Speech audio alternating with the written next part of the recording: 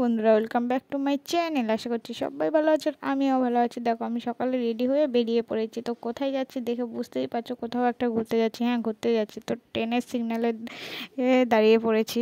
তো সিগন্যাল শেষ হওয়ার পরে দেখো সেই জায়গায় চলে এসেছি। ঠিক আছে, সেই জায়গাটা দেখে কি মনে হচ্ছে? দেখে মনে হচ্ছে না একটা মন্দির? হ্যাঁ, আমি একটা মন্দিরেই যাচ্ছি। তো মন্দিরের ভিতরে প্রবেশ করছি। দেখো, এই মন্দিরটা কার কার চেনা অবশ্যই কমেন্ট করে জানাবে, আর যদি না চেনা হয় তাও জানাবে। ঠিক আছে, তো এই মন্দিরটা হলো পাগলা চণ্ডী মন্দির। তো পাগলা চণ্ডী মন্দির কোথায়, কিভাবে আসতে হয় সেটাও আমি বলে দেবো। ঠিক আছে, তো মন্দিরের ভিতরে প্রবেশ করছি। দেখো, মন্দিরের ভিতরটা খুব সুন্দর, তাই না? তো দেখো, মন্দিরের ভিতরে প্রবেশ করতে করতে দেখো চারিদিকে গাছপালা, আর এখানে একটা বেদির মতো করা আছে। তোমরা যদি কেউ পুজো টুজো এখানে দিতে আসে, আবার বিয়েও হয় এখানে। তো ঠাকুরমশাই, ঠাকুর সবই আছে। তো দেখো, সব রকম ব্যবস্থা করা আছে।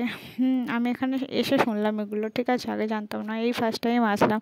তো দেখো চারিদিকে গাছপালা, আর হ্যাঁ, সুন্দর গাছপালার দুই দিকে গাছপালা, আর মাঝখান দিয়ে রাস্তা। মন্দিরটাও বেশ বড়, তাই না? আর এখানে দেখছি সবাই পুজো দিতে এসেছে।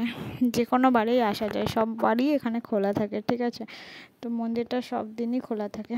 তো দেখো, মন্দিরটা খুব সুন্দর, আমার তো খুব ভালো লাগছে। তোমাদের কেমন লাগছে অবশ্যই জানাবে। আর এই দেখো, পাশেই ভোলানাথের মাথায়ও এখানে সবাই জল দিতে পারবে, যে আসবে সেই জল দিতে পারবে।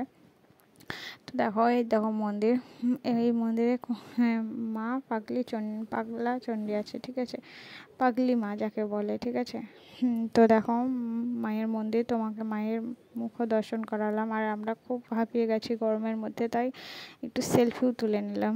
তো বসে নিয়েছি আর সেলফি তুলে নিলাম। তো আজকের ভিডিওটি কেমন লাগলো অবশ্যই জানাবে, সঙ্গে থাকবে আর পাশে থাকবে। যদি আমার ভিডিওটি ভালো লেগে থাকে, লাইক, কমেন্ট, শেয়ার আর সাবস্ক্রাইব করতে ভুলবেন না। আজকের মতো টাটা, পরে ভিডিও নিয়ে আবারও আসবো।